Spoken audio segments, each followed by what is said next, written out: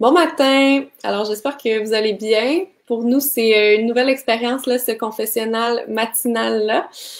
C'était un défi, en fait, de joindre la Française bien connue Céline Cousteau avec un Français, mais qui habite, en fait, à l'étranger, qui habite ici en Amérique du Nord, au Texas, donc Ben Lecomte, un nageur longue distance. On voulait les faire discuter, Céline Cousteau et Ben, autour de différents sujets parce qu'ils se rejoignent vraiment sur leur vision par rapport, entre autres, à l'environnement, par rapport à la fragilité de certains milieux.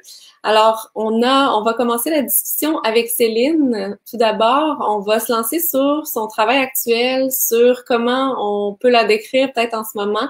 Puis, on va accueillir Ben, en fait, dans quelques minutes, là, qui va se joindre à nous, qui est, lui, c'est ça, 1 heure plus tôt. Donc, on lui donne un petit délai là, pour se joindre à nous, puis on va l'accueillir avec grand plaisir. Donc, on a Céline quand même déjà avec nous. Bon matin. Non, pas Bon bon matin, matin. bonjour, bon après-midi pour moi. Où es-tu exactement pour les gens qui nous écoutent? Je suis dans le sud de la France, je regarde la Méditerranée, je suis entre Toulon et Marseille.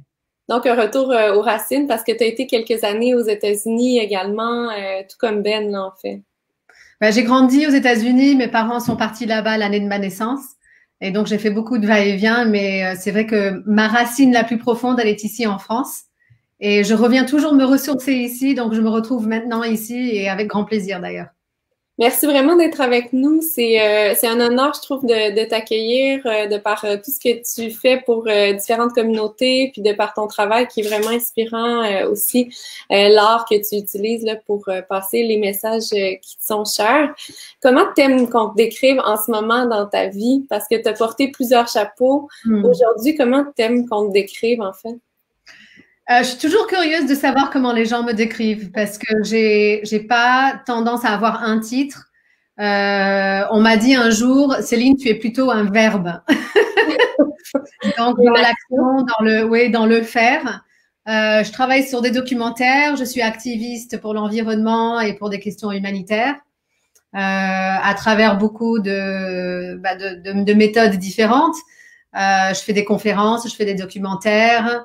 Je fais beaucoup de. Maintenant qu'on est confiné à la maison, on est beaucoup sur Internet, mais c'est surtout être un porte-parole pour passer un message du lien entre l'homme avec un grand H et la nature, et essayer justement de sensibiliser, d'inspirer les gens à retrouver ce lien avec la nature, retrouver un lien avec soi-même, parce que je pense que tout est lié, et un lien avec d'autres cultures aussi. T'es aussi, ton nom, on ne peut l'effacer, il fait partie de toi. Cousteau, t'es une exploratrice de 3e génération. Comment ça fait partie de toi, justement, ce nom-là? Comment ça a créé peut-être la personne que tu es en partie aujourd'hui? J'étais influencée, c'est sûr, par ma famille, pas juste la personne qui a été connue dans le monde entier, mais il y avait mon père, mon grand-père, bien sûr, ma grand-mère, ma mère. Et pour moi, c'était une vie complètement naturelle, normale, puisque c'est ce que j'ai connu en grandissant.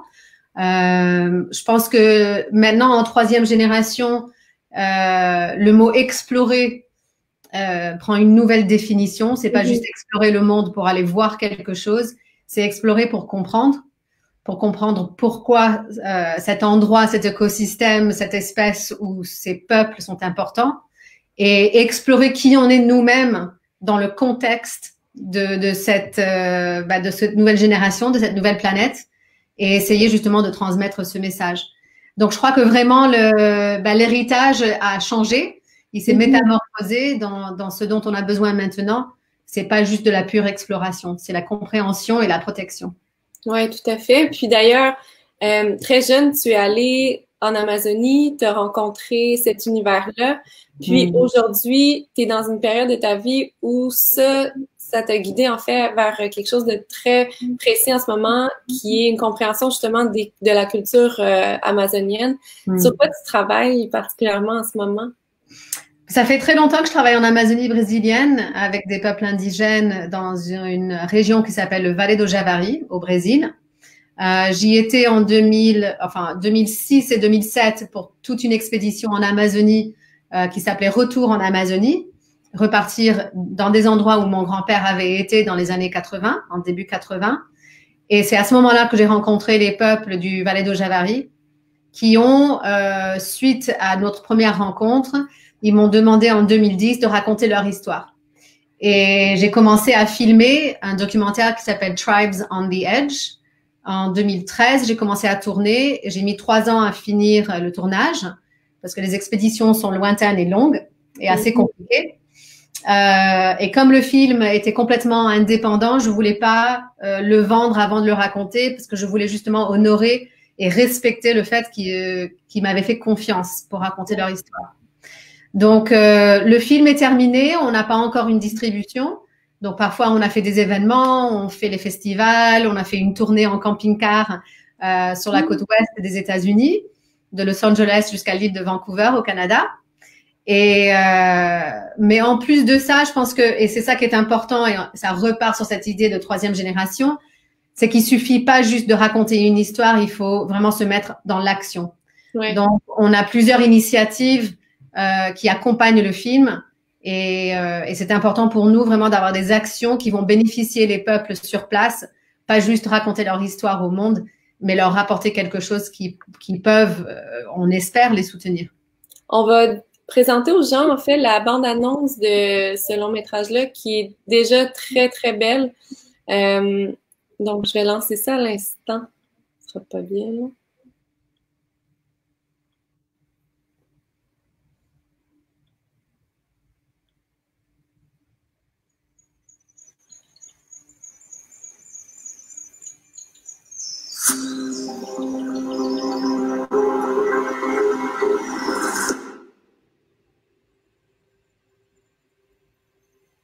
No mundo não estão sabendo o que não está passando aqui no Vale do Javari.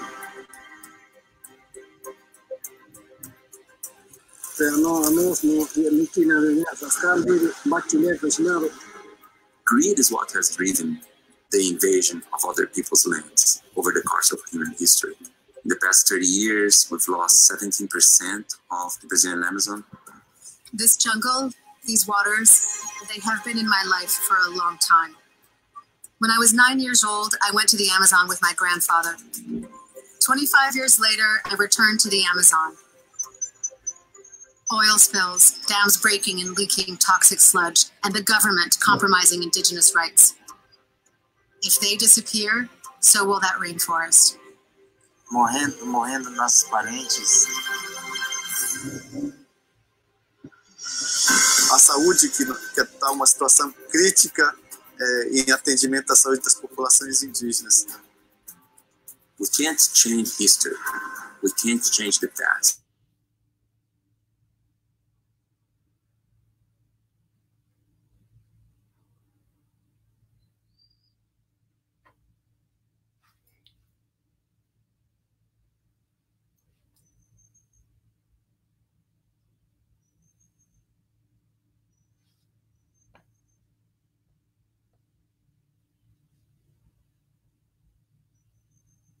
Got to go back to the jungle.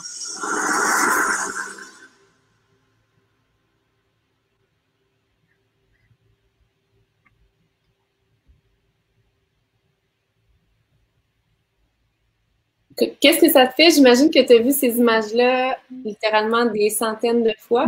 Quand tu les vois quand même, qu'est-ce que ça te fait? Qu'est-ce que ça déclenche comme émotion chez toi? Pour moi, je suis vraiment, dans leur vie parce que je les connais, parce que je les vois, parce que ce que tout le monde entend à l'écran, c'est assez lointain, mais pour moi, c'est très proche. Et à chaque fois, c'est émotionnel parce que je sais que c'est une vie très difficile. Je sais que les challenges auxquels ils s'affrontent, c'est quotidien. Et donc, de regarder la bande-annonce de nouveau, ça me refait partir au milieu de la jungle, mais ça me rappelle à chaque fois que c'est urgent et qu'il faut toujours en faire plus, il faut toujours être dans le mouvement, dans l'action. En même temps, c'est dommage, je ne sais pas si elle est bien passée, la bande-annonce pour vous, mais on a loupé la musique et beaucoup des paroles. Mais non, j'encourage vraiment tout le monde à aller regarder sur le site internet pour bien la voir, la mettre en grand écran, bien écouter la musique. Parce que je pense que ça nous met complètement dans l'histoire. Et il y a vraiment pour moi toujours un sentiment d'anxiété parce que c'est urgent. Ils s'affrontent à des menaces qui sont très tangibles, des menaces au quotidien. Et dans le monde dans lequel on vit aujourd'hui, c'est encore pire. Avec le virus qui circule, ils veulent s'isoler encore plus du monde extérieur.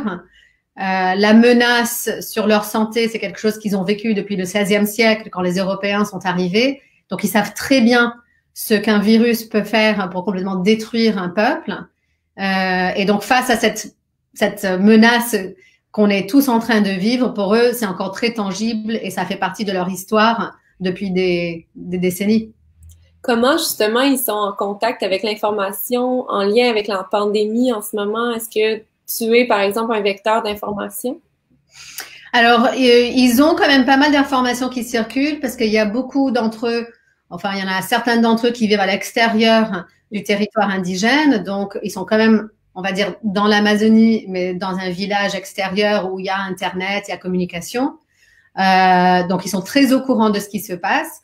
Encore une fois, c'est comme l'histoire qui se répète pour eux parce que avant, c'était la grippe, l'hépatite, malaria qui est arrivée. Que ce soit le coronavirus, pour eux, c'est une répétition de l'histoire. Donc, ils ont très bien compris que ce qu'il faut qu'ils se fassent, il faut vraiment, eux, qu'ils se coupent du monde et qu'ils empêchent les gens de l'extérieur de rentrer. Nous, on a l'impression, c'est la première fois qu'on le vit, mais pour eux, c'est un rappel à l'histoire. Et donc, eux, ils communiquent aussi par radio. Et donc, toutes les informations se passent tous les matins. Il y a la radio dans tous les villages. Puis, on écoute la radio comme si c'était les nouvelles. Puis, toi, quel est ton lien en ce moment avec eux pour tenter justement de les soutenir dans ce défi-là, ce immense, en fait, auquel ils font face en ce moment? Alors, je leur ai demandé très clairement, je dis, est-ce que vous avez besoin de matériel? Est-ce que vous avez besoin de masques? Et en fait, le message qui est revenu sans arrêt, c'est continue de parler de notre histoire. Continue de communiquer, continue dans les médias autant que possible. Ça a été leur demande en 2010 et ça continue à l'être. On a d'autres programmes qui sont plus à long terme, qui sont pas directement en lien avec les problèmes de santé, parce qu'ils veulent une éducation. Quand ils sortent du village, ils veulent d'autres options économiques. Parce que malheureusement, il y en a beaucoup, enfin, il y en a certains qui tombent dans les problèmes de la région avec les bûcherons, avec les mineurs d'or. Et donc, s'ils avaient d'autres options, je pense que ça serait un soutien économique quand même d'une grande valeur. Donc, on a quand même cette vue à long terme aussi. Après, il y a le problème de protection de leur territoire. Parce que justement, comme il n'y a personne qui surveille, ceux qui viennent illégalement arrivent à rentrer sur le territoire plus facilement. Donc, il y a une menace croissante. Et bien sûr, cette menace peut aussi emmener le virus. Par contre, on peut pas envoyer une armée de gens pour protéger le territoire. Donc, on se sent un petit peu encore plus vulnérable de se dire, il n'y a pas une solution facile. Et je pense que c'est aussi, et ça, on me le rappelle tout le temps, c'est pas un problème qui est survenu d'un jour à l'autre. C'est un problème depuis très longtemps. Et mon contact, Beto Marubo, de la tribu des Marubo, arrête pas de me dire, Céline, ce problème n'est pas survenu d'un jour à l'autre. Tu vas pas le résoudre dans un jour et certainement pas toute seule. Continue à jouer ton rôle, ça nous aide. Et donc, il faut que je me rappelle de ces paroles-là pour me dire, OK, je continue mon rôle, et ça fait partie d'un tout. Ouais. Justement, eux sont très sensibles à la connexion avec la nature, entre l'humain et la nature. Pour toi, c'est un message qui est très central dans tout ton travail. Qu'est-ce qu'on a à apprendre peut-être de ce peuple-là, des peuples de l'Amazonie, dans le contexte de pandémie auquel là, tout le monde est confronté, selon toi? Ils ont jamais vu une différence entre nous et la nature. Si la nature, elle est saine, l'homme est sain. Si la nature est protégée, l'homme a ce dont il faut. Et j'ai posé, lors d'une interview en 2007, la question justement à un chef de la tribu des Métis. Je lui ai dit, comment est-ce que vous vivez d'une façon durable avec votre environnement? Il m'a regardé de travers. Il dit, bon, il faut que je définis peut-être le mot durable, sustainability, voilà. J'ai dit, en équilibre. Et il m'a regardé encore comme si je comprenais pas du tout ce que j'étais en train de demander moi-même. Et il m'a dit, ben, quand je vais à la chasse, je tue que les animaux qu'il me faut pour nourrir ma famille. Et quand je coupe un arbre pour faire un canoë ou construire une maison, j'en plante un. Et en fait, on réalise à travers ça que de toute façon, il n'y a pas d'autre manière de vivre qu'en équilibre avec la nature. Parce que si on consomme trop, si on prend trop, il n'en reste pas assez pour les prochaines générations. Donc, pourquoi on le fait? Si on veut vivre, survivre, ou plus que survivre, juste être bien, on va vivre en équilibre avec la nature. Alors, on a créé tout un système de développement durable, LEED certified, manger d'une façon saisonnière, manger local, manger bio. Bah, pour eux, ça a toujours été comme ça. Et pour moi, quelque part, ce qui est rassurant, c'est qu'on fait un cercle complet, on revient à nos origines, on se complique un petit peu avec le langage, avec la façon de faire, parce qu'on est dans un contexte différent. On vit dans des immeubles, on a la climatisation, le chauffage, on fait venir des fraises quand c'est pas la saison. Mais il y a quand même un retour à cette connaissance de base qui est que la survie humaine, c'est obligé qu'on soit avec le même rythme que la nature. Et je pense que petit à petit, on s'en rend compte. Tu vois quelque chose, toi, de positif naître justement de la situation actuelle? Est-ce que tu as un espoir justement par rapport à ce qui pourrait en surgir de positif? J'ai de l'espoir, il faut en avoir pour continuer tous les jours à se battre. On m'a posé la question un jour, mais pourquoi est-ce que tu es tellement optimiste? Et ma réponse, ça a été pour moi-même surprenant. J'ai dit, je sais pas si je suis optimiste, je choisis de l'être. Parce qu'il faut se réveiller tous les jours et décider d'être optimiste, décider d'avoir de l'espoir, décider qu'on a le pouvoir et une capacité d'aider, d'avoir un impact positif. Parce que si on démarre tous les jours comme ça, on se dit, je peux.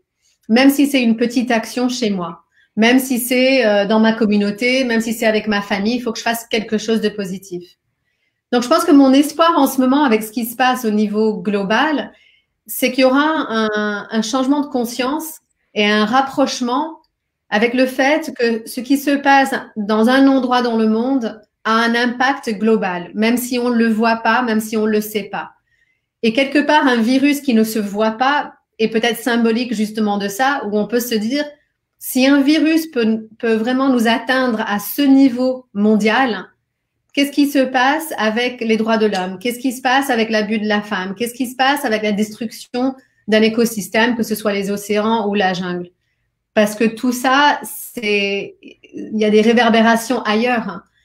Donc, je pense que moi, mon inspiration et mon espoir, c'est ça, c'est qu'il y en a entre nous, peut-être pas tout le monde, qui vont se rendre compte, en fait, tout est lié. Et si tout est lié, on est acteur dans cette formule. Si on est acteur, on peut avoir un impact positif. Donc, qu'est-ce que je peux faire de plus?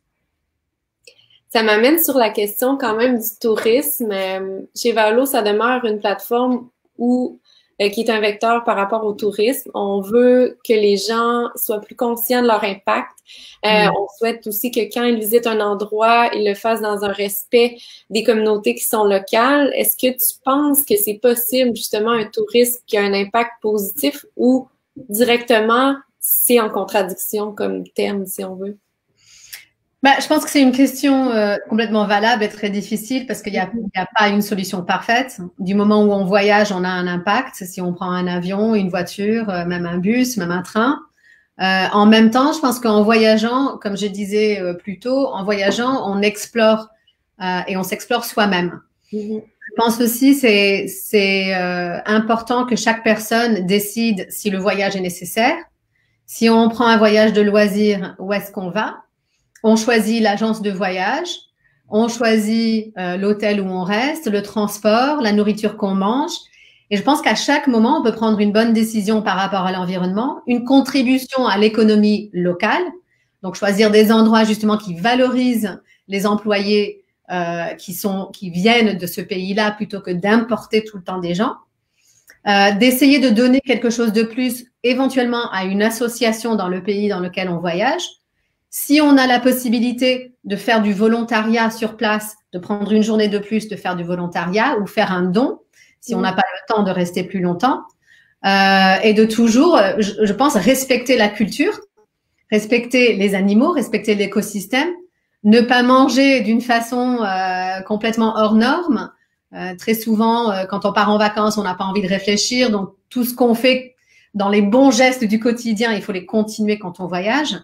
Et puis, éduquer les gens autour de nous, que ce soit les voyageurs ou au retour, justement, en parler avec nos familles, avec nos amis pour dire, ben voilà, moi, j'ai fait une expérience extraordinaire parce que j'ai soutenu une coopérative de femmes, parce que j'ai fait un don pour protéger les animaux, parce que je suis pas montée sur le dos d'un éléphant parce qu'en fait, ils sont maltraités. Et je pense que ça, voilà, après, au fil des années, on va se rendre compte que le tourisme peut être positif, mais ça dépend de nous et de notre envie de participer plus. Mais c'est notre responsabilité. Et si on veut pas réfléchir une fois sur place, parce qu'on est en vacances et on n'a pas envie de réfléchir, ben il faut réfléchir avant, en sachant qu'une fois les vacances entamées, on a fait tous les bons choix avant, donc on peut partir en bonne conscience. L'économie globale dépend du tourisme. Il faut pas qu'on se fasse une idéologie où ça n'existe pas. Les gens vont continuer à voyager. Donc, tant qu'à faire, il faut voyager avec cette conscience-là à tous les niveaux. Ça nous amène, est-ce que tu trouves que ça nous amène justement à mieux comprendre l'autre, à mieux comprendre l'autre culture qu'on va rencontrer justement en y allant avec peut-être un état d'esprit qui est différent, celui que tu viens de décrire en fait? Ben, c'est l'état d'esprit du respect. De partir comme si on partait en apprentissage, de se dire, ben voilà, je vais apprendre quelque chose, je vais respecter la culture locale, je vais pas sans arrêt essayer de baisser le prix parce que je pense que voilà, au lieu de payer 3 euros, je devrais en payer 2. D'avoir le respect de l'autre, c'est d'avoir un respect sur soi-même. Je pense qu'on est tous pareils, on n'a pas envie que les gens rentrent chez nous, dans notre maison, et qu'on manque de respect. Qu'on se serve dans le frigo sans poser de questions, qu'on n'ait pas de manière, qu'on demande pas, voilà, on apprend à nos enfants le basique, s'il te plaît, merci. Et je pense que cette idée-là, en fait, après se transmet sur tous les domaines. Et on est des êtres humains. Je pense qu'il faut avoir cette sensibilité envers les autres. Tout à fait. On a cette académie d'explorateurs chez Vaolo qui doit avoir lieu, en fait, dès qu'on pourra le faire physiquement, elle aura lieu.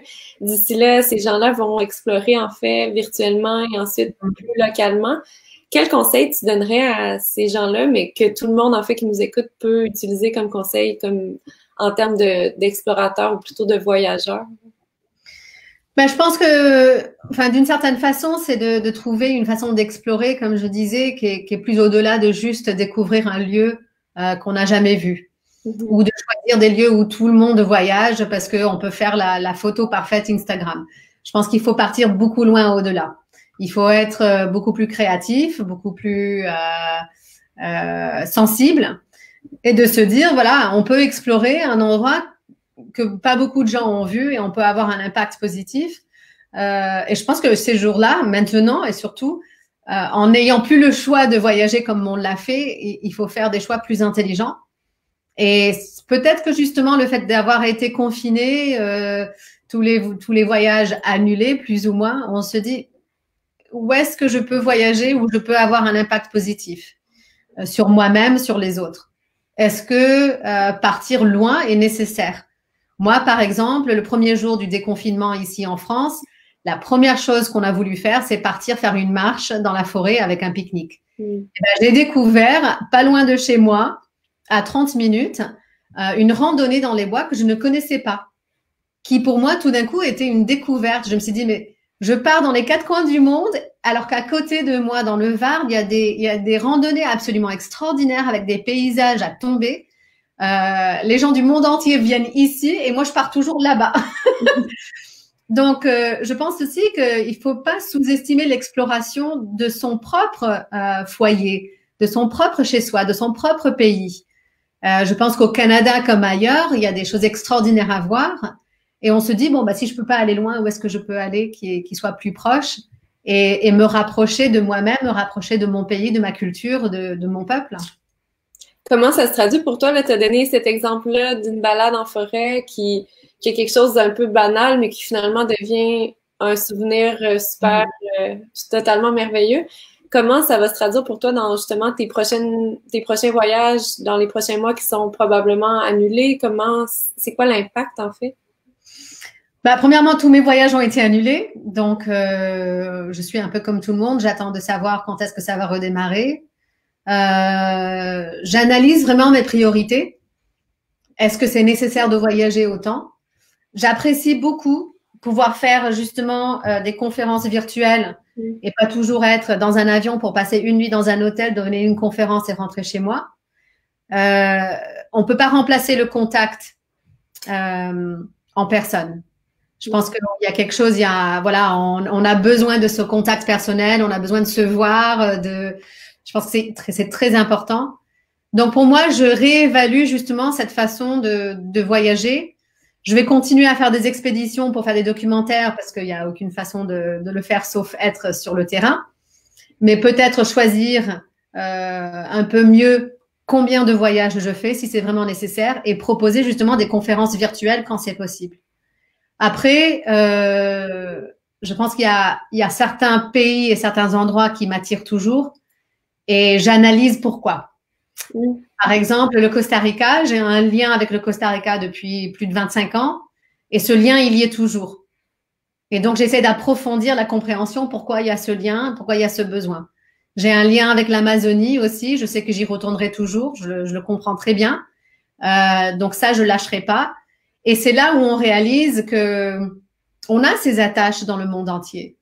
Et peut-être que justement, plutôt qu'à chaque fois partir dans un nouveau lieu, on retourne dans un même lieu pour l'explorer d'une autre façon, d'approfondir ces liens et vraiment de tisser quelque part sa propre histoire en tissant plus profondément, c'est justement ses racines avec certains endroits. Tu as parlé évidemment de l'Amazonie. Est-ce que tu sais quand tu y retournes? Est-ce que tu as un moment en tête? Non. Aucune idée. Là, j'y suis allée la dernière fois au mois de novembre pour montrer mon film justement aux peuples indigènes qui sont dans le film. Donc, j'ai montré mon film plusieurs fois et j'ai jamais eu ce sentiment de en fait, c'est eux les acteurs, c'est eux le sujet, comment est-ce qu'ils vont interpréter, comment j'ai interprété leur histoire. Et ça a été intéressant de voir ça. Je suis vraiment très contente d'avoir pu les voir juste avant le confinement, on va dire. Maintenant, je n'y retournerai pas avant que il y a vraiment 100% sécurité de savoir qu'un nouveau contact pourra se faire sans les mettre en danger.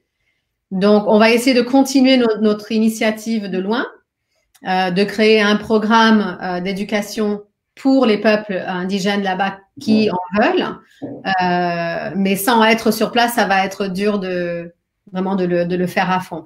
Ouais. Je pense que d'ici peut-être, je vais dire la fin de l'année, on va envisager y retourner, mais je ne le ferai pas si je mettrais une personne en danger. Comment eux, justement, est-ce qu'il y a une interaction avec le tourisme dans la communauté en particulier où tu te rends régulièrement? Comment ça fonctionne en général de ce côté-là? Ben là, maintenant, il n'y a aucun tourisme dans le Javari. C'est pas un endroit du tout touristique. Ils sont pas préparés ni établis pour. De plus, il y a 6 peuples contactés, donc 6 peuples qui ont un contact avec le monde extérieur. Ce 6e, c'est très récent, donc ils sont encore très vulnérables. Donc, il y aura aucun contact avec eux, avec disons, un monde du tourisme. Maintenant, il y a eu quand même pas mal de productions qui sont allées sur ce territoire. Mais ils sont très peu à envisager le tourisme dans leur village parce que, premièrement, c'est très lointain. On met plusieurs jours par bateau pour arriver. Il n'y a pas beaucoup de touristes qui voudraient passer 2 jours dans un bateau inconfortable pour passer 3 nuits inconfortables dans une hutte au milieu de la jungle. Par contre, à l'extérieur, donc dans cette ville en bordure avec le territoire, ils envisagent éventuellement faire des petits séjours pour leur apprendre la culture, leur apprendre l'artisanat, leur montrer comment ils vivent. Mais en même temps, c'est très délicat, on va dire. Mm-hmm. On a Ben en coulisses qui vient de se joindre à nous. Super. Alors, on va vous introduire tous les deux. On accueille Ben à l'instant. Les applaudissements. Ouais. Merci. Désolé, Ben aussi est en... Ah, il faut savoir se faire attendre et se faire désirer. Donc, on a eu une belle discussion, ça va. Bon, on avait hâte que tu arrives quand même. Ouais. C'est une autre entrevue. Donc, Ben est en demande ce matin. Ouais. On a bien présenté Céline, on a discuté beaucoup en partie du travail qu'elle fait avec les communautés en Amazonie, de l'importance d'un tourisme qui est responsable, qui est durable, puis qui est axé sur un respect des communautés. Donc, à se questionner sur qu'est-ce qui est possible de faire. Toi, ton travail, Ben, est beaucoup centré sur les océans. Est-ce que on fait comme si tu connaissais pas Céline, puis tu te présentes à Céline. Comment tu te présenterais, justement, en ce moment dans ta vie, un petit peu peut-être sur ce que tu as fait dans le passé, qui définit quand même beaucoup là où tu es en ce moment? La façon de me présenter, bah, ce serait de dire que je suis un gars un peu fou et puis qui a trouvé un peu son élément dans l'eau au milieu d'un océan. Et c'est un petit peu mon identité. J'ai énormément aimé l'océan étant enfant, très jeune, mais j'essayais de pousser un peu mes limites. Donc j'ai essayé de faire quelque chose qui me convenait et qui répondait à ma passion de pousser mes limites en tant qu'individu, et puis aussi de attirer l'attention sur des choses qui étaient importantes pour moi, qui est la vie marine et puis le gros problème du plastique qu'on a en ce moment. Donc dans tout ce que j'essaye de faire, dans toutes les expéditions, j'essaye d'allier les deux, un peu le côté un peu fou pour attirer l'attention sur un problème qui est beaucoup plus important que ma folie, quoi. Mais Céline, on aurait pu se voir, je crois que c'est l'année dernière, ou il y a 2 ans, Oui. à World Texas. J'ai partagé la scène avec Fabien. Oui. On était invités. Il m'a dit, ah tiens, oui, ma sœur est là, mais elle n'est pas encore arrivée. Et puis moi, j'ai dû partir rapidement après. Donc, j'ai eu juste l'occasion de passer un moment merveilleux avec Fabien, mais pas avec toi. Je sais qu'on s'est croisés sur les réseaux sociaux et quand je te suis et j'ai une énorme admiration pour ton travail et tout ce que tu as fait, et tout ce que ta famille a fait, qui a été une grosse inspiration pour moi aussi pour découvrir ce milieu marin. Mais j'ai jamais eu l'occasion de te voir et de passer un moment personnellement, quoi, directement. Ah ben, on le fait virtuellement jusqu'au jour où on est complètement déconfiné, on se retrouve dans la tribu des océans. Oui, c'est merveilleux de te trouver sur l'eau ensemble. Oui. Ah ben là, j'ai la Méditerranée en face et ça donne envie. Je crois que bientôt on va pouvoir y accéder. Mais c'est vrai que je pense que la communauté de gens qui soutiennent toutes les causes des océans, on est très particulier quand même comme espèce, je vais dire. Ouais, c'est une espèce un peu différente, mais ils nous vendent plus un peu de nageoires par moment, surtout je trouve quand je suis dans l'eau en train de nager et puis que je vois tous ces petits poissons qui juste d'un petit battement de queue hop s'en vont, et moi qui essaye d'aligner des milles marins et qui triment pour le faire, mais c'est un milieu merveilleux et c'est vrai que en ce moment il y a beaucoup de choses que nous faisons et qui le détruit, quoi. Et moi mon problème et ma motivation derrière tout ça, c'est que je sais très bien que je vais pas réaliser, je vais rien changer, mais on a tous un rôle à jouer. Et surtout si on a des enfants et on regarde ce qu'on leur laisse pour le futur, c'est dérisoire, quoi.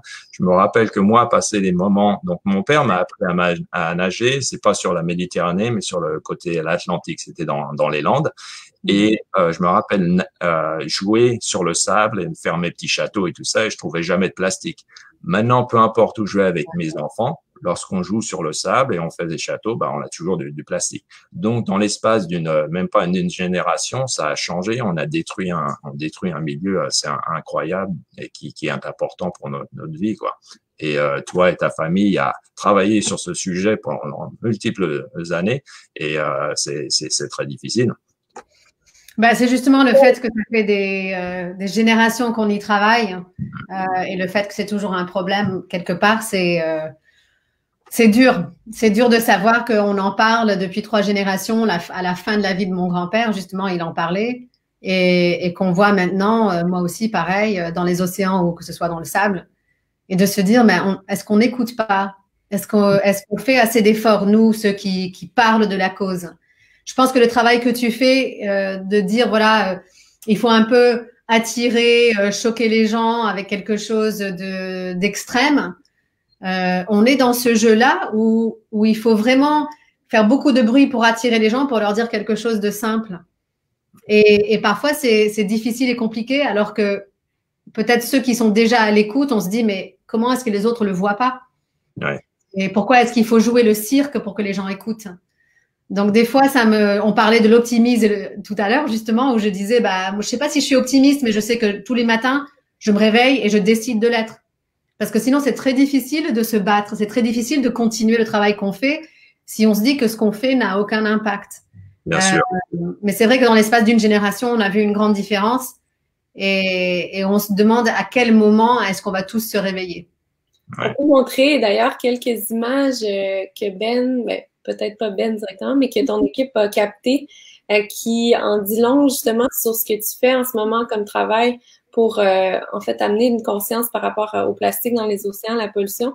Et on aura le son cette fois-ci pour la bande-annonce. Donc, je vais lancer ça à l'instant. Donc, The Vortex Swim, c'est une vidéo de 2 minutes, c'est en anglais, mais le visuel en vaut la peine. Donc, si vous ne parlez pas anglais, je pense que ça va être quand même intéressant.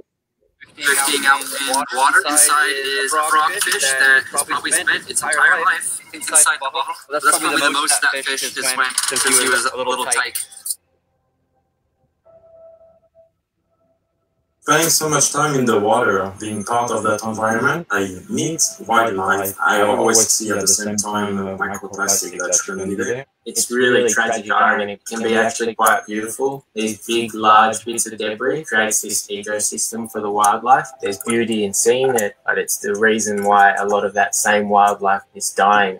We had the amazing opportunity to swim with 3 sperm whales, and unfortunately, right after that came back on board to find out that it was our highest count of microplastic so far. It was over 3,000 pieces of plastic.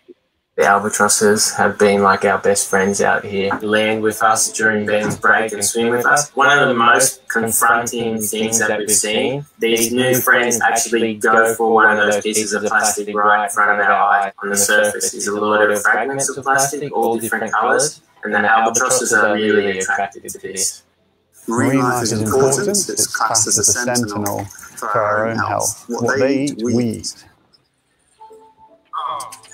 We're all accustomed to seeing whales and wildlife washing up full of plastic. If we eat what they eat, do we suffer what they suffer? Our life only depends on the quality and the state of the ocean, and the state of the ocean cannot be sustained if the ecosystem is not protected.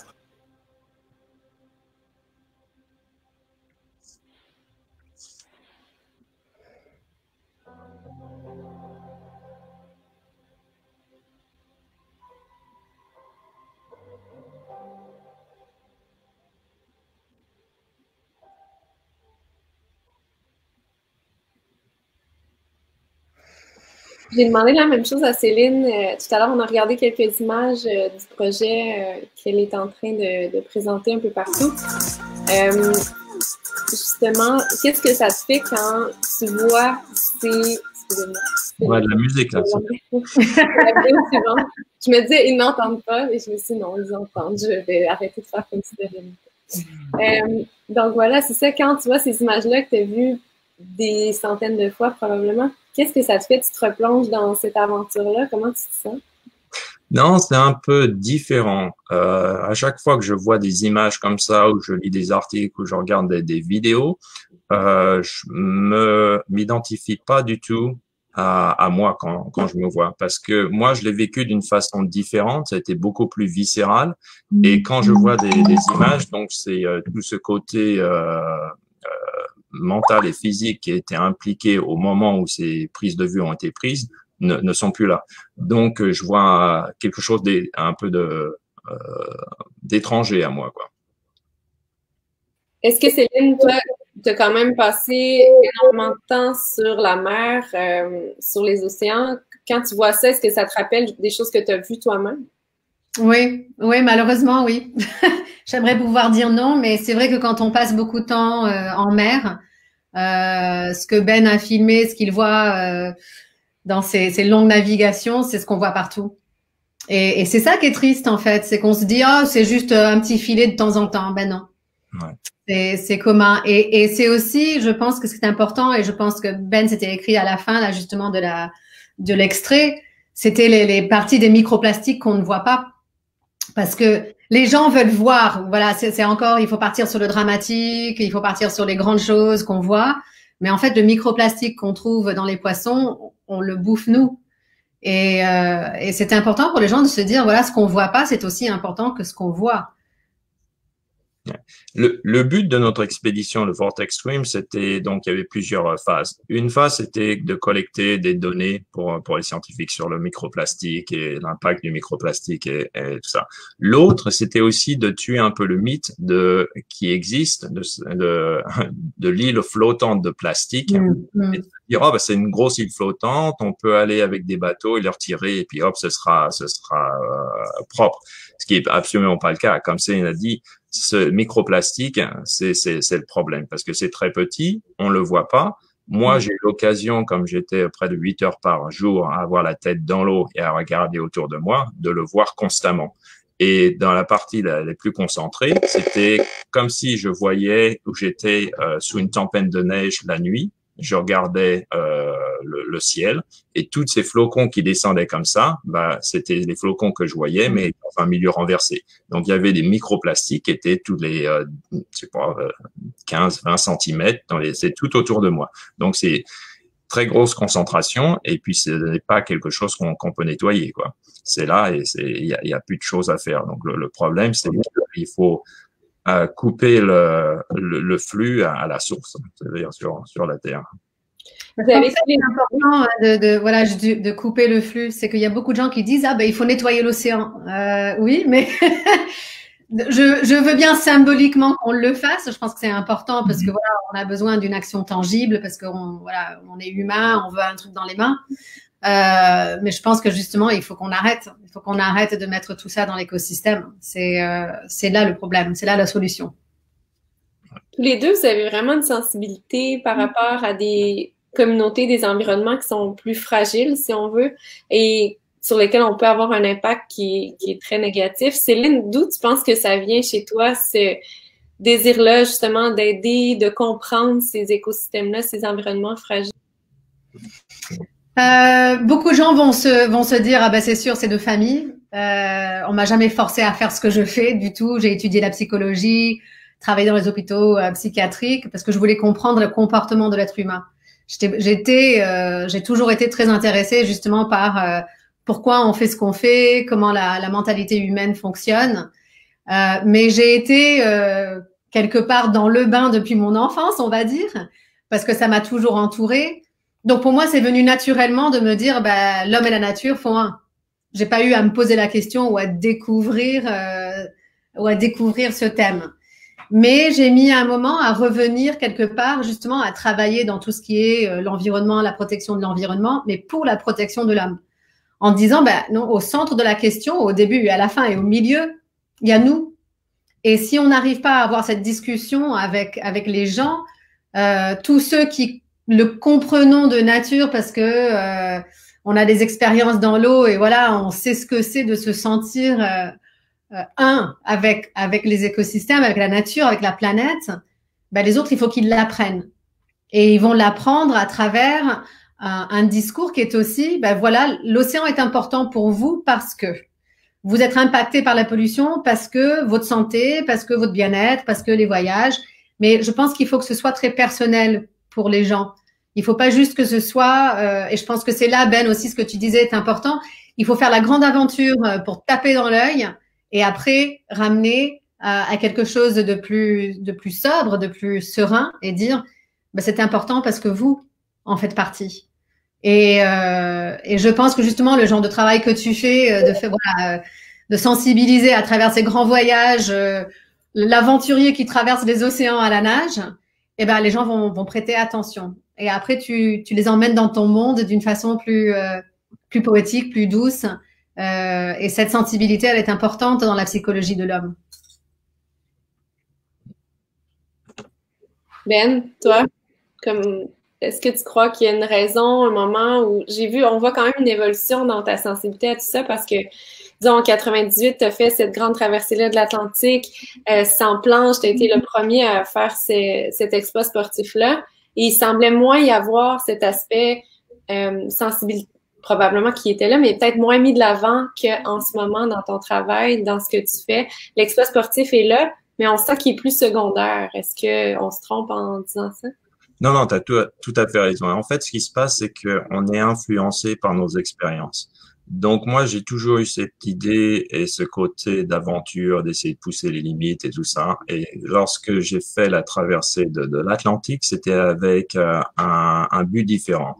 Parce que à ce moment-là, quelques années auparavant, mon père était décédé à 49 ans d'un cancer. Et donc, j'ai utilisé cette nage pour collecter des fonds pour la recherche contre le cancer et attirer l'attention sur le problème du côlon et dépister et tout ça.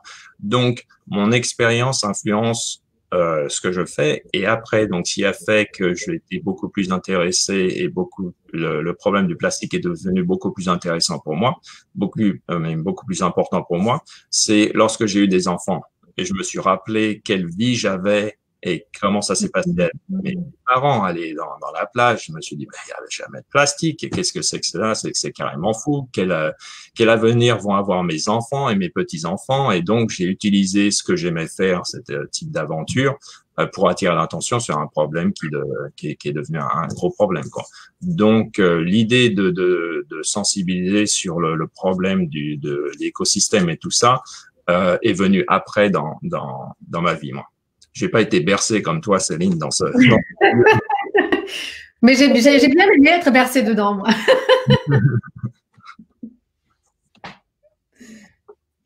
Je vais chercher un petit extrait également qui est intéressant, là, Céline, un film, en fait, qui s'appelle Scars of Freedom, qui est concernant, en fait, la baleine que vous avez libérée.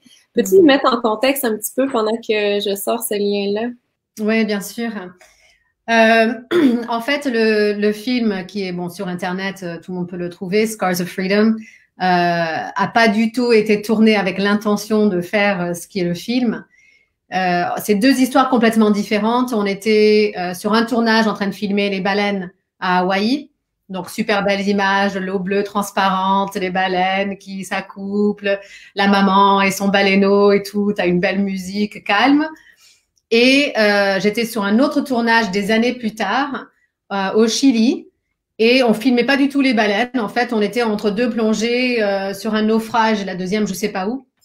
Donc, on était dans un petit bateau au large du Chili sur l'île de Juan Fernandez, donc très loin de la côte. Et on était entre deux plongées, donc en tenue de plongée, tout le matos pour filmer et tout. Et on a reçu un appel à la radio d'un pêcheur qui disait il y a une baleine dans un filet, il y a une baleine dans un filet. Et on était à 1 kilomètre d'où était, donc là c'est les baleines qu'on voit en train de voir, c'est la baleine à Hawaï. Et on s'est trouvé à 1 kilomètre de cette baleine qui était attrapée dans un filet. Personne dans le Zodiac avait l'expérience de libérer une baleine d'un filet, mais on avait 2 couteaux et toute l'énergie qu'il fallait. Et donc on a dit, on y va, on peut pas rester sans rien faire.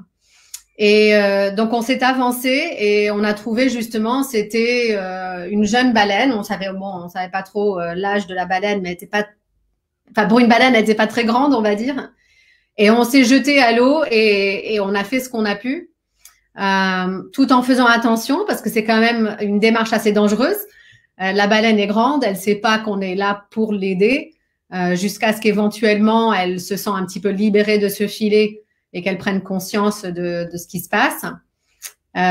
Donc j'essaie de voir là un petit peu les images. Là, on est encore à Hawaï et là, ce qu'on voit justement, c'est le filet. Il y avait à peu près 250 kilos de filet. Et on voit l'impact. Ouais, c'était vraiment dur d'être témoin, mais on s'arrête pas sur le côté émotionnel quand on est dans l'eau, on est dans l'action. C'est débarrasser ce filet.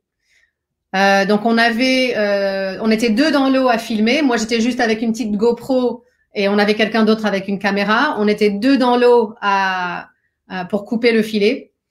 Et donc à maintes reprises au cours de 2 heures, on a réussi à couper d'un côté, là, c'est moi qui me rapproche et que je suis en train de filmer, et une autre personne de l'autre côté. Là, on voit juste, en fait, quelqu'un s'est embobiné la palme dans le filet, ce qui peut être très dangereux si la baleine va très loin. Et au bout de 2 heures, on a réussi à complètement couper le filet. Par contre, on n'a pas réussi à libérer le filet de la queue. Là, c'est juste avant le moment où on arrive à couper. Mais c'est un moment où on se rend compte que on a beaucoup d'opportunités dans la vie. On a beaucoup de moments dans la vie où on a des décisions à prendre. Et la décision ce jour-là a été faite de suite avec toute l'équipe. C'est que on va dans l'eau et on enlève ce filet. Peu importe si on ne sait pas ce qu'on fait, on va y arriver, on va y arriver, on va y arriver. Et à la fin, il y a un mélange d'adrénaline. Il y en a la moitié qui pleure, l'autre moitié qui rit et qui crie, et heureux. Parce qu'en fait, cette émotion-là, elle est forte. On se dit, mais voilà, c'est une baleine. On a libéré une baleine. Mais ça repart, Ben, sur ce que tu as dit tout à l'heure, et j'en suis convaincue, c'est qu'il faut qu'on arrête de mettre tout ça dans l'eau. Il faut qu'on arrête le flux au début. On ne sait pas si la baleine a survécu, on n'a pas pu la suivre, bien sûr, mais je pense que ça motive. Je sais pas, Ben, quand tu es dans l'eau, voilà, d'enlever un filet ou de libérer ce petit poisson de sa prison, mais à chaque action, il y a quelque chose qui se génère en nous, qui est positif, et on se dit, bah, je peux continuer. J'ai fait quelque chose, je peux continuer. Et ça nous nourrit. Ouais, tout à fait. Moi, j'essaye de m'identifier au poisson, par exemple. Là, dans le cas de la baleine, je dis, tiens, si j'étais une baleine et prise dans un filet, ça serait énorme que quelqu'un vienne m'aider. Donc, je me dis, tiens, si je fais quelque chose à un poisson, c'est pas énorme dans le volume, mais pour ce poisson, ça a un impact énorme. Donc, c'est la vie ou la mort. Voilà, exactement. Et la baleine est restée à la surface tout le temps, comme ça, à la base? Non, pas du tout. Non, elle était à la surface et en fait, elle essayait de partir. Hein, elle savait pas. Bon, bien sûr, elle savait pas ce qu'on faisait. Elle essayait de partir.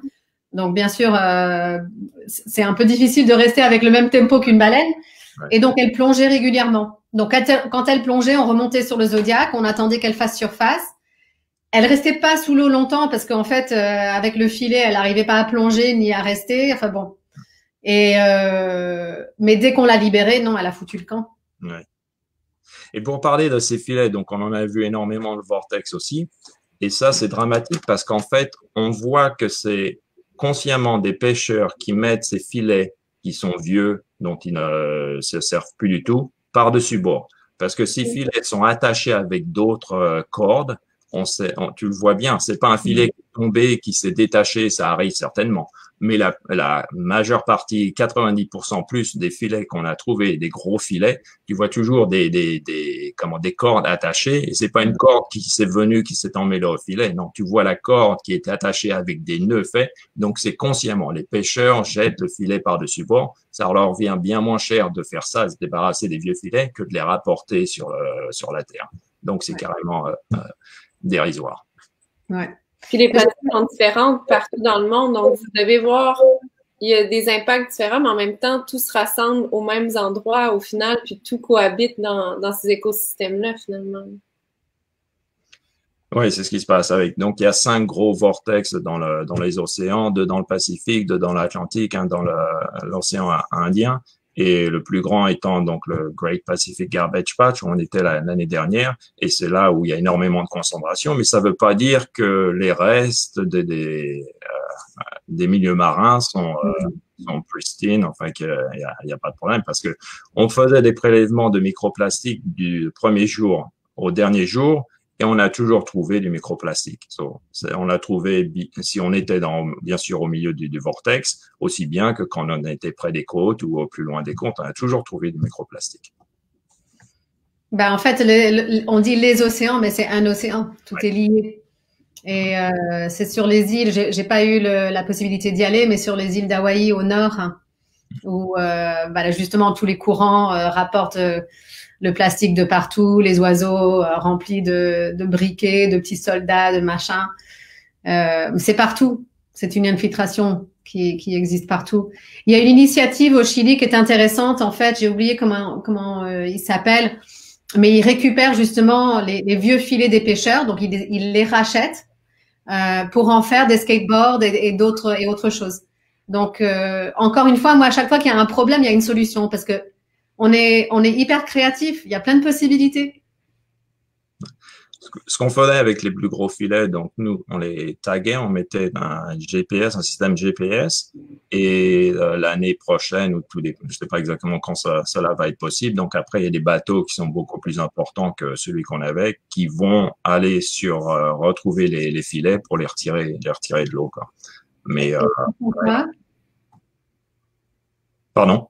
L'idée avec les filets, c'est d'en faire quelque chose ou c'est juste de le récupérer? Je sais pas, c'est avec le Voyage Institute, Ocean Voyage Institute qui font ça, qui nous ont donné des GPS, des tracking devices. Et donc après, je sais pas ce qu'ils font avec le filet après. C'est une bonne question. J'ai aucune idée.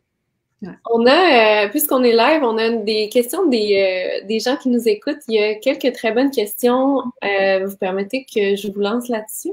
On a Camille Cournoyer, en fait, qui vous demande, on parle souvent d'aller à la rencontre de l'autre et de l'aspect humain du voyage, mais comment on peut appliquer certains de ces principes-là à notre façon d'interagir avec la nature? Est-ce que ce sont des parallèles que vous avez déjà faits?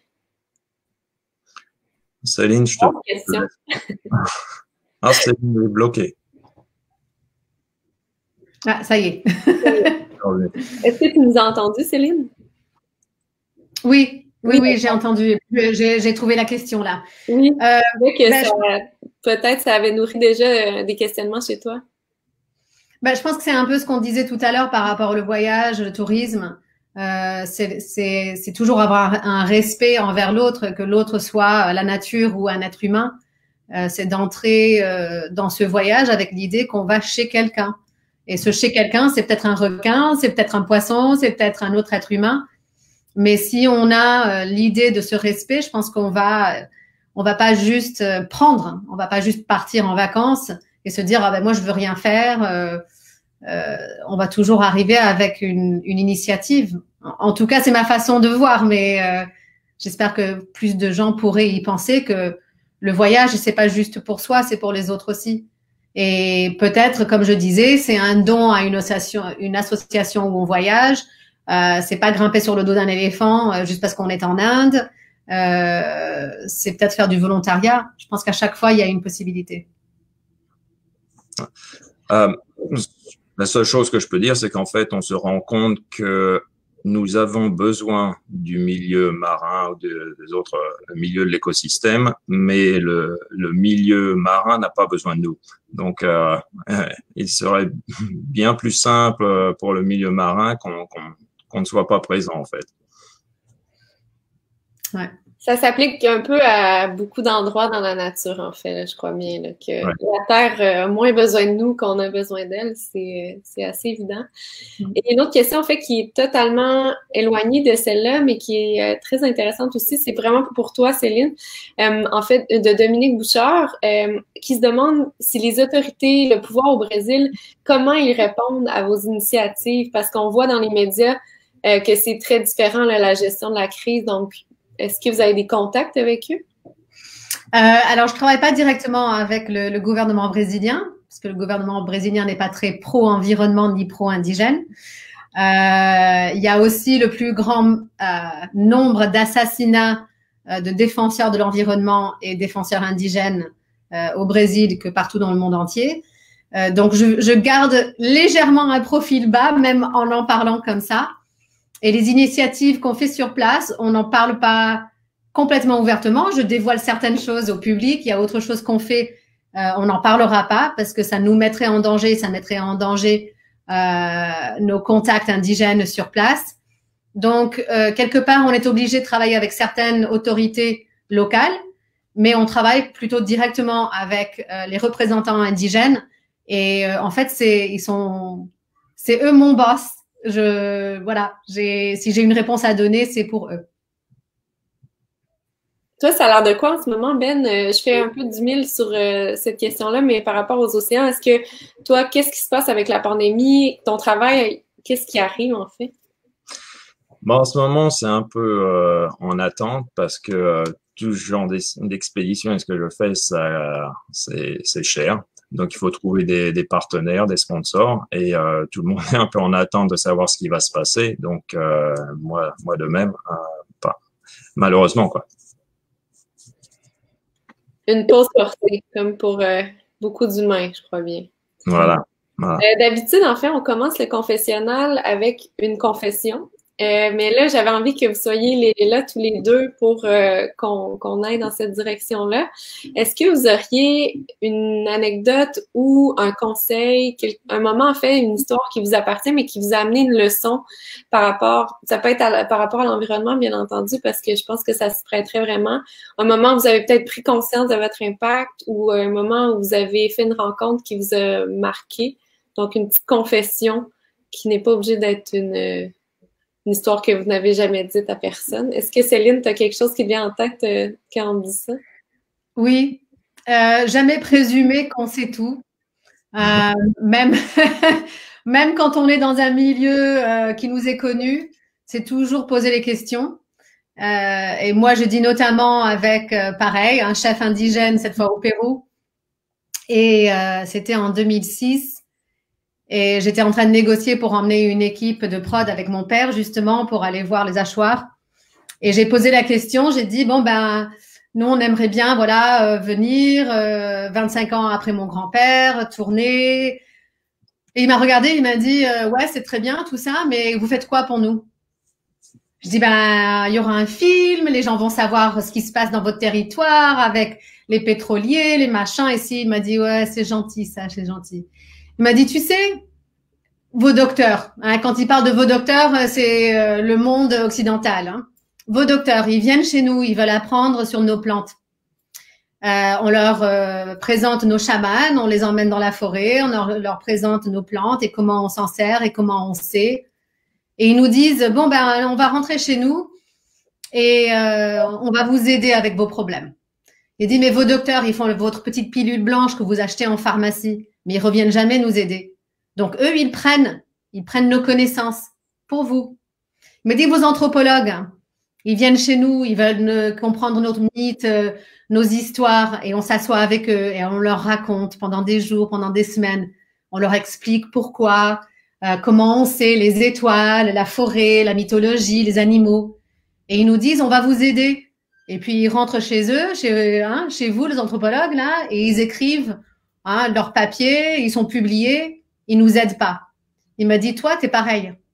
Tu vas venir chez moi, tu vas prendre nos histoires, tu vas filmer, tu vas prendre nos images et tu crois que ça va nous aider. Mais les gens qui vont regarder ces images, les gens qui vont regarder vos films, ils vont se sentir mal pour nous, quoi. Un jour, une heure, et puis après, ils vont dormir et ils vont continuer leur vie. Donc, vous nous aidez pas du tout. Je suis restée sur le cul et en même temps, j'ai apprécié la leçon parce que je me suis dit, il a raison. On pense pouvoir aider avec quelque chose, mais je lui avais pas posé la question, vous avez besoin de quoi? Et c'est à ce moment-là où je me suis décidée, à chaque fois que j'ai une bonne intention, je vais toujours me retourner vers, si c'est une personne, vers cette personne et dire, en fait, vous avez besoin de quoi? Parce qu'on peut pas présumer savoir. C'est une super belle histoire en même temps que c'est dérangeant. Puis je pense que tout le monde a pensé à quel moment ça lui est arrivé une situation similaire quand on est en voyage, quand on rencontre l'autre, c'est très certainement. C'est une belle leçon d'humilité aussi, là, c'est sûr. Il y en a beaucoup. J'en ai une, mais moi j'apprécie les leçons d'humilité où en fait on est remis à notre place et on se ressent tout petit. Et il faut regrandir en se disant, non, j'ai beaucoup à apprendre, j'ai beaucoup à apprendre. Et on s'ouvre à chaque fois de plus en plus en se disant, en fait, la vulnérabilité, l'humilité, c'est bien de se ressentir petit parce qu'on est petit sur cette planète. Un endroit où on doit se sentir petit, Ben, as-tu une idée? Dans la mer. Ouais, tout à fait. Dans ces immenses océan, on se remet en place, on est remis en place parce qu'on se rend compte qu'on est vraiment une petite puce, quoi. On n'a vraiment pas grand-chose. Mais ce que je me suis rendu compte aussi, c'est que tous les animaux et les poissons étaient vraiment curieux. Donc, venaient sans agression. Même les requins, quand je nageais, les requins venaient, tournaient autour et puis après ils partaient. On a vu donc les albatros qui venaient, je pouvais leur donner un petit point comme ça avec leur bec, ils venaient taper dans mon poing. Les baleines, les poissons, même les dorades coryphènes venaient autour de moi et étaient vraiment curieux. Et on me dit toujours, oh Ben, tu nages au milieu de l'océan, il y a des requins, ça fait peur, ils vont t'agresser, tu vas voir quelque chose. Et je me suis rendu compte que la fois où j'ai pu mourir, c'est pas à cause d'un poisson, c'est pas à cause d'un requin, c'est pas à cause de mauvais temps, c'est à cause d'erreurs humaines. Une personne a mis le Zodiac qui me suivait quand je nage en marche arrière et j'ai repris l'hélice directement dans le front. Ce qui m'a sauvé, c'est mon snorkel, comme on dit, mon tuba, qui a été coupé, qui a arrêté l'hélice. Donc, c'est ce qui m'a sauvé. Et je me suis rendu compte qu'en fait, que les problèmes qu'on traite, c'est pas des problèmes qui sont créés par la nature, c'est les problèmes qui sont créés par les humains. Donc, je me suis rendu compte qu'il faut pas avoir peur d'être dans la nature et d'avoir cette expérience qu'on peut pas remplacer, d'être en contact direct avec les animaux, mais il faut vraiment se rendre compte que la difficulté vient des erreurs humaines et de nos mauvais choix. Donc, ayons peur un peu plus de nous et moins de la nature, finalement. Ouais. Jusqu'à temps qu'elle nous donne une bonne leçon et qu'elle nous ramène à l'ordre par ses leçons d'humilité. C'est un peu ça qui est arrivé avec une de tes aventures aussi, c'est la nature qui t'a ramené sur la terre ferme, Ben, en fait. Je suis revenu sur la terre ferme, je suis toujours l'esprit autre part. Mes pieds sont sur la terre, mais mon esprit est toujours essayer de partir, d'être dans d'autres environnements. Donc, je suis toujours attiré par cette expédition et ce genre de choses. Oui. Qu'est-ce qu'on vous souhaite pour les prochaines semaines avec toute cette réalité qui nous est tombée dessus, qui est bien différente? Céline, qu'est-ce qu'on te souhaite? Je pense que ça revient à ce qu'on disait avant, c'est que explorer, c'est partir, c'est aussi s'explorer soi-même et se dire, voilà, on a été confinés pendant 2 mois, c'est une histoire partagée et quelque part, j'espère que ça va nous unifier parce que cette histoire partagée, elle est mondiale et on se dit quelqu'un quelque part dans le monde que je vais jamais rencontrer vit la même chose que nous et on a une même histoire et un même futur. Et donc, ce futur partagé, moi, ce que je souhaite, pour moi, pour les autres, c'est qu'on va s'unifier plus. Certes, les voyages me manquent, mais en fait, je prends ce moment un petit peu comme Ben, je me sens bien centrée, bien ancrée en terre. Je peux toujours divaguer, toujours rêver, mais le rêve, il est beaucoup plus interne, c'est beaucoup plus envers un changement de la conscience humaine. Et vraiment de se relier avec soi-même et avec la nature. Donc, je souhaite que la première chose que les gens font quand ils peuvent, c'est enlever ses chaussures et marcher pieds nus dans la nature ou les pieds dans l'eau comme ils peuvent, mais reprendre ce contact.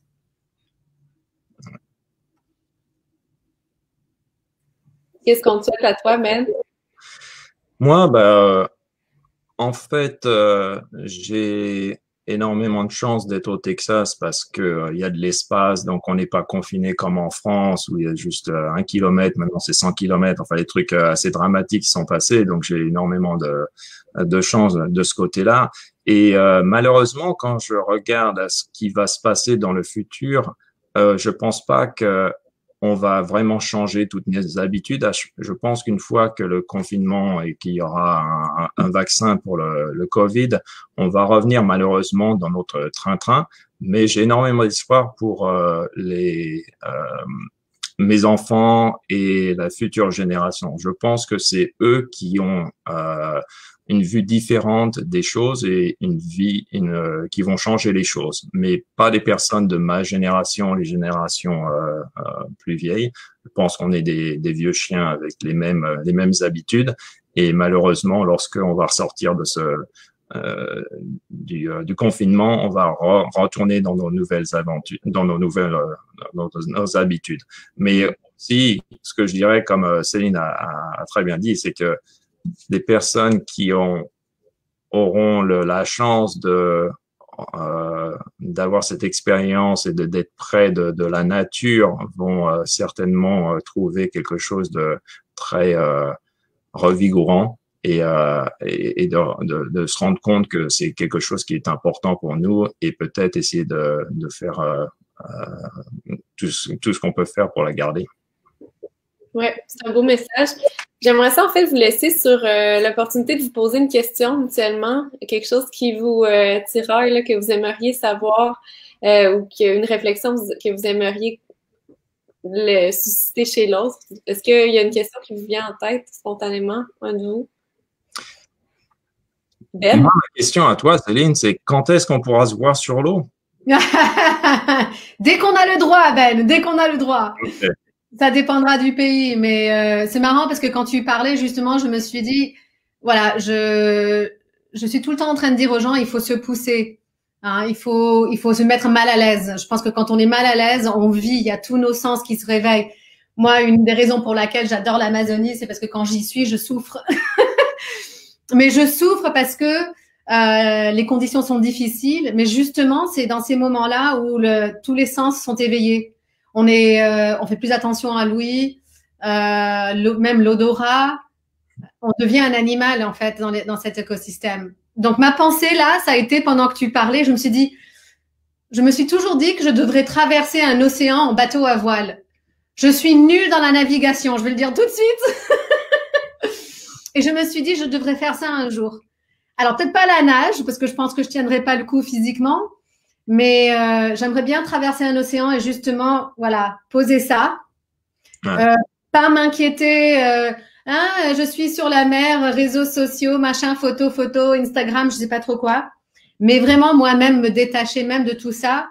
Parce que je pense que c'est comme se laver complètement et revenir quelque part, renaître. Donc voilà, peut-être que je serai sur le prochain bateau qui te suit à travers l'océan. Bah, avec plaisir. Le bateau est au nord de la Californie, donc il est là-bas, il attend le déconfinement. Oui, avec plaisir. Mais tu as tout à fait raison. Le fait d'être dans un milieu comme ça, tu déconnectes et tu coupes tous les liens que tu as et tu retrouves ton identité. C'est un milieu merveilleux pour ça. Ouais.